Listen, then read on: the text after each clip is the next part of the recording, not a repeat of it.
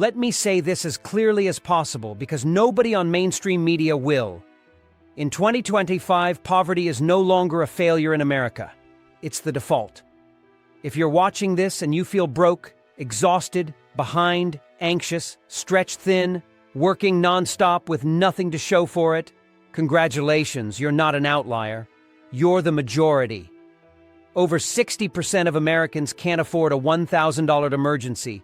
Nearly half of renters are officially cost-burdened, and even households making six figures are drowning in debt just to maintain basic living standards.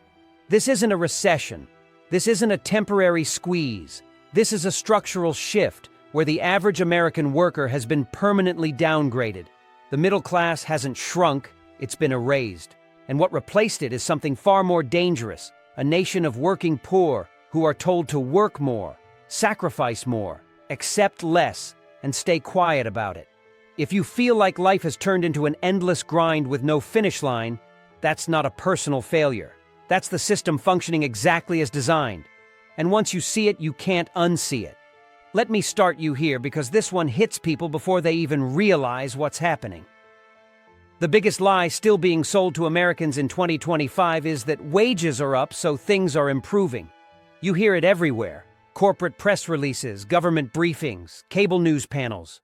Wages are rising, unemployment is low, everything's fine. But what they never tell you is where those wage gains are happening and how little they matter once reality kicks in. Median wage growth over the last few years has been completely annihilated by real-world expenses. Not inflation on paper, real inflation. Housing, insurance, healthcare, utilities, transportation, food, the things you cannot opt out of. When rents are up 25–40% since 2020 in most metro areas, when car insurance is up double digits year over year, when groceries are quietly 30% more expensive than 5 years ago, a 3–4% raise isn't progress. It's a pay cut with better marketing. And here's what most people don't know. Over 60% of American workers now live paycheck to paycheck, including households earning over $100,000. That's not because they're reckless. It's because fixed costs have eaten the middle of the income distribution alive. Your paycheck comes in, and before you even see it, it's already gone. Pre-committed to landlords, lenders, insurers, utilities, and subscription-based survival. This is how poverty becomes invisible. You're still working. You're still employed. You're just permanently behind.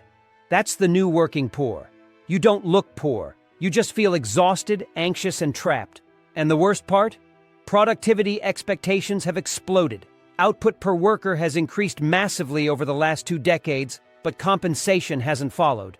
You're expected to answer emails at night, be reachable on weekends, juggle multiple roles, learn new systems constantly, all while being told you're lucky to have a job. This is not economic growth. This is economic extraction. The system is squeezing more labor for less purchasing power and calling it opportunity. When the paycheck no longer creates stability, only temporary relief, poverty becomes the baseline. That's where America is now. Something fundamental has shifted in American work culture, and it's not being discussed honestly. We've entered a 2-job economy, not as a side hustle trend, but as a survival requirement. It is now normal for adults to stack jobs, contract work, gig work, overtime, weekend shifts, not to get ahead, but just to stay afloat. Recent labor data shows that multiple job holders are at the highest sustained levels in decades. And that number is understated because gig platforms don't classify work the same way traditional jobs do. Translation: the real number is higher. And here's the part nobody wants to say out loud. This isn't ambition anymore. This is desperation disguised as hustle. Working 60, 70, 80 hours a week used to be considered unhealthy, unsustainable, even exploitative. Now, it's quietly expected. If you're not doing it, the culture implies you're lazy, unmotivated, or bad with money. But the math doesn't lie. In many states, a single full-time job at the median wage does not cover basic living costs anymore. Not housing, not healthcare, not childcare, not transportation. And childcare alone now rivals rent in many regions, effectively forcing parents, especially women, into impossible choices or permanent financial strain. What's even more alarming is how normalized exhaustion has become. Burnout isn't treated as a warning sign, it's treated as a character flaw. People are medicating themselves just to function. Caffeine, stimulants, antidepressants, because the workload never ends and the payoff never comes. This is how you get a population that is technically employed but functionally impoverished. No time, no energy, no savings, no future planning. And while politicians brag about job creation, what they're really celebrating is labor fragmentation. More people working more hours across more jobs for less stability and fewer benefits. No pensions, no security, no upward mobility, just constant motion to avoid falling through the floor. That's not prosperity. That's treadmill poverty. You're running nonstop, and the moment you slow down, you lose everything. The vanishing middle and the normalization of struggle. This is where it all comes together, and it's uncomfortable to face. The American middle class hasn't shrunk. It's been hollowed out. What's left is a thin upper tier insulated by assets, and a massive working population living one disruption away from collapse. Medical bill, car repair, rent increase, layoff, any one of those can push a household into crisis. And here's what makes this moment different from past downturns. Struggle is no longer viewed as temporary. For millions of Americans, this is just life now. No expectation of getting ahead, no belief that hard work leads to stability. Just constant maintenance of survival. And once a society accepts that, something dangerous happens. Standards collapse. Living with roommates into your 40s becomes normal. Skipping medical care becomes normal. Delaying or abandoning having children becomes normal. Living in vans, garages, converted sheds, normal. Not because people want that life, but because the system has trained them to accept less and call it resilience. This is how poverty embeds itself culturally. The language shifts. You're told to downsize, adapt, optimize, be flexible. But flexibility without security is just fragility. And here's the part that should worry everyone watching this. Economies don't break all at once. They rot slowly. When the majority of workers no longer benefit from growth, when ownership is concentrated and labor is disposable, social trust erodes. People retreat inward, community disappears, everyone becomes a competitor for scraps. That's not an accident. That's a feature of late-stage systems that prioritize efficiency over human stability. America in 2025 is not poor because it lacks resources. It's poor because the distribution mechanism is broken. And once poverty becomes normal, fixing it becomes politically inconvenient. Because normal doesn't create urgency. Normal just creates silence. And that's where we are. Not at rock bottom, but somewhere worse. At a place where struggling feels inevitable, expected, and permanent. We're not done yet. If you're wondering how Americans are surviving when incomes don't match reality, this is the answer. They're not surviving. They're financing survival. Credit cards, buy now, pay later plans, personal loans, medical debt, auto loans stretched to 84 months, rent paid on plastic. That's not a fringe behavior anymore. That's the core operating system of the American working class. As of 2025, total household debt is at record highs again, and credit card balances have surged past previous peaks with interest rates north of 20%. That means people aren't borrowing to splurge. They're borrowing to eat, to commute, to keep the lights on. And here's the part most people miss. Debt used to be a bridge. You borrowed with the expectation that income growth would eventually catch up. That assumption is gone. Now debt is permanent. You pay interest just to exist.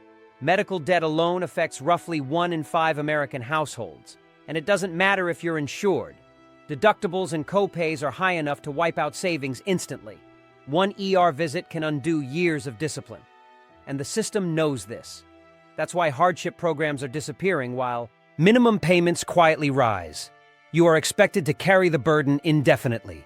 This is modern poverty, not empty pockets, but negative net worth. You technically earn money, but you own nothing and owe everyone. And psychologically, this changes people.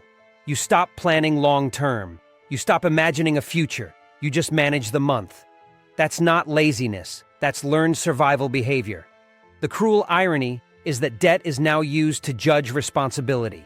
Your credit score becomes your moral worth. Miss a payment because rent jumped? That's a mark against you. Get sick? Another mark.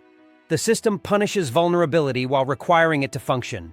And once debt becomes the only way to smooth daily life, poverty stops being a phase and becomes a permanent condition. That's the trap. You don't fall into it. You're born into it now. There's another form of poverty people don't talk about enough, and it might be the most damaging one: time poverty. Even if you're technically paying your bills, ask yourself this: when was the last time you had margin? Real margin. Time to rest. Time to think. Time to plan. Time to exist without anxiety buzzing in the background. Most Americans don't have that anymore.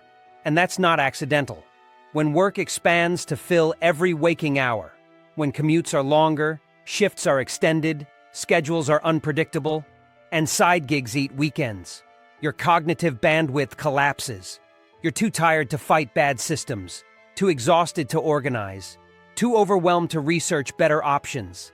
This is how control works in modern economies. Not through force, but through fatigue. Studies consistently show that chronic overwork reduces decision-making ability, increases impulsivity, and traps people in short-term thinking. That's not a personal failure. That's biology. And employers know it. That's why flexibility often means you flex, never the company. On-call culture, irregular hours, just-in-time scheduling. All of it transfers risk from institutions to individuals. You absorb the shock so they don't have to. And while you're juggling schedules, childcare gaps, rising costs, and constant stress, you're told this is just adulthood, that this is maturity, that this is responsibility. No, this is systemic overload. A society that demands maximum output with minimum security creates workers who are compliant but broken. You don't protest when you're exhausted. You don't innovate when you're anxious. You don't build community when you're stretched thin. You just endure. And endurance is not the same thing as living. When time itself becomes scarce, poverty isn't just economic, it's existential. The generational lockout nobody can escape. Here's where the long-term damage becomes unavoidable. This isn't just about today's adults struggling. It's about an entire future being quietly foreclosed. Younger generations are entering adulthood already behind. They're graduating into higher rent-to-income ratios, weaker job security, and asset prices completely disconnected from wages. Home ownership, once the primary vehicle for middle-class stability, is functionally unreachable for millions without family help. That's not hyperbole. That's math. Down payments grow faster than incomes. Student debt delays everything. And even those who do everything right find themselves stuck renting indefinitely, transferring wealth upward every month. Meanwhile, older workers can't retire because they never accumulated enough. So they stay in the labor market longer, competing with younger workers for the same jobs, depressing wages across the board. This isn't a generational conflict, it's a systemic bottleneck. Everyone below the asset-owning class gets squeezed. And here's the part that should alarm you. When people no longer believe effort leads to improvement, social contracts collapse, you stop trusting institutions, you stop believing narratives, you disengage. That's already happening. The working poor of America aren't just broke, they're disillusioned. And disillusionment is dangerous in large numbers. Not because people become violent, but because they become detached. They stop participating, stop caring, stop investing emotionally in a system that offers them nothing back. That's not a healthy society. That's a holding pattern before something breaks. Poverty becoming normal isn't just an economic issue. It's a signal that the promise has failed. And once that realization spreads, there's no going back to pretending everything's fine. At some point, you have to confront one of the most uncomfortable truths about America in 2025. Upward mobility has become more of a myth than a mechanism. We still talk about working your way up, but the ladder itself has been pulled apart. Job switching used to be how people increased pay and improved conditions. Now it's often just a lateral move with more risk. Companies have learned how to suppress wages while increasing output, And they do it by keeping labor fragmented, replaceable, and constantly anxious. Credentials are inflated, requirements are padded, and experience expectations border on absurd. Entry-level jobs demand 5 years of experience. Mid-level roles come with senior-level responsibility, but junior-level pay. And benefits? Those are quietly disappearing or being offset by higher employee contributions. Even professional white-collar workers, the people who were told they were safe, are feeling it now. Layoffs hit, severance is thin, and finding equivalent work can take months, sometimes longer, all while bills don't stop. The idea that education alone protects you has been exposed as outdated. Degrees no longer guarantee stability, yet the debt from acquiring them follows you everywhere. And what most people don't realize is how algorithmic hiring has worsened this. Automated screening systems filter out candidates before a human ever sees them, locking people out of opportunities for reasons that have nothing to do with competence. Mobility is no longer about merit. It's about timing, connections, and already having resources. That's not a dynamic economy. That's a gated one. And when people sense the gates are closed, motivation collapses. Why grind endlessly if the finish line keeps moving? That quiet resignation you see everywhere. That's not laziness. That's rational response to a system that stopped rewarding effort. Poverty becomes normal not because people give up, but because the system stopped allowing them to move forward. When survival replaces citizenship. This is the stage people rarely talk about, but you can feel it everywhere if you pay attention. When poverty becomes the default, people stop acting like citizens and start acting like survivors. Civic engagement drops, trust erodes, participation fades, voting feels pointless. Community involvement feels like a luxury. When you're worried about rent, food, healthcare, and keeping your job, abstract ideas like democracy, long-term policy, or social cohesion fall to the bottom of the priority list. And that's not apathy. That's triage. You're managing crises, not shaping futures. What's dangerous about this is how quietly it happens. No single moment. No dramatic collapse. Just millions of people disengaging because the system doesn't reflect them anymore. Meanwhile, decision-making power consolidates upward into corporate boards, financial institutions, and political classes insulated from consequence. Policies get written for balance sheets, not households. And when people feel invisible, they behave accordingly. They withdraw, they self-isolate, they look out only for themselves. This is how community dissolves. This is how polarization hardens. Not because people hate each other, but because scarcity forces tunnel vision. And once a population operates purely in survival mode, stability becomes fragile. Small shocks cause outsized reactions. Trust doesn't exist to buffer stress. That's the real cost of normalized poverty. Not just empty wallets, but a hollowed-out social fabric. A country can't function long-term like this. You can't build anything durable when most people are just trying not to fall apart. And yet, here we are, calling it normal, calling it resilience, pretending this is what adulthood is supposed to look like. It's not. The quiet psychological collapse of the working poor. This is the part that never shows up in economic charts, but it's everywhere if you actually listen to people. Poverty becoming normal doesn't just drain bank accounts, it rewires minds. When you live in a state of constant financial pressure, your nervous system never shuts off. You're always braced for impact. Every phone notification could be a bill. Every email could be a problem. Every unexpected expense feels like a threat, not an inconvenience. And over time, that does something profound to people. Anxiety becomes baseline. Hope becomes reckless. Planning feels naive. You stop thinking in years and start thinking in weeks, then days. This is why so many Americans feel emotionally flat, detached, irritable, or numb. It's not personal weakness, it's chronic stress exposure. Studies now show that long-term financial insecurity has cognitive effects comparable to sleep deprivation, reducing problem-solving ability, and long-term decision-making. That means the very condition of being poor actively makes it harder to escape poverty. And the system knows this. That's why complexity is layered on top of everything. Healthcare paperwork, insurance rules, tax codes, employment contracts. Navigating life becomes a full-time administrative job on top of actual work.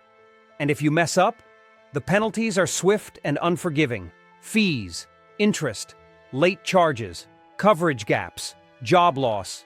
There's no grace built into the system anymore. What makes this even darker is how shame has replaced solidarity. People blame themselves for structural failures.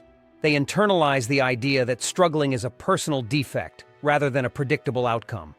That self-blame keeps people quiet, isolated, afraid to speak up, afraid to demand more. Because if it's your fault, then the system doesn't have to change. This is how normalized poverty polices behavior without force. You don't need guards when people are too tired, too anxious, and too ashamed to resist. You just keep them busy surviving, a broken social contract, and the end of the American promise. And this is where it all leads, whether people want to admit it or not. Poverty becoming normal means the social contract has failed. The unspoken agreement, work hard, play by the rules, contribute, and you'll have a stable life, is no longer being honored. And when a contract breaks, obligation dissolves with it. People sense this intuitively, even if they can't articulate it. That's why trust in institutions is collapsing across the board. Government, corporations, media, even education. None of it feels like it's working for the average person anymore. America hasn't run out of wealth. It's run out of fairness, and more importantly, credibility. When the majority of workers cannot afford housing, healthcare, family life, or rest, despite giving most of their waking hours to labor, the system loses moral authority. At that point, patriotism becomes branding, not belief. Participation becomes performative, and stability becomes fragile. History is very clear on this. Societies where the working population feels permanently excluded do not remain calm forever. Not because people are violent, but because despair eventually forces change, one way or another. And what makes this moment especially dangerous is how normalized everything has become. We're not reacting anymore. We're adapting. We're lowering expectations. We're shrinking dreams. That's how decline hides in plain sight.